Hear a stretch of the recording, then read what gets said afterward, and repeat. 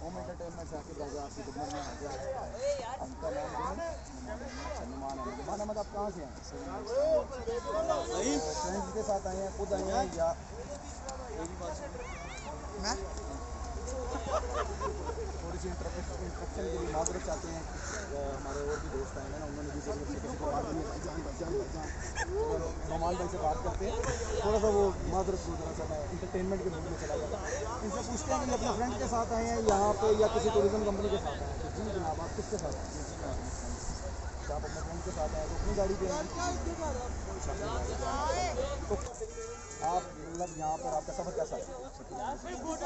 थोड़ा सा अगर आप लाउड बोले तो टाइम, क्योंकि थोड़ा शोर है ना। सफ़र काफ़ी अच्छा रहा हमारे माशाल्लाह। मैं फ्रेंड्स के साथ लेके आया हूँ सबको, ठीक है।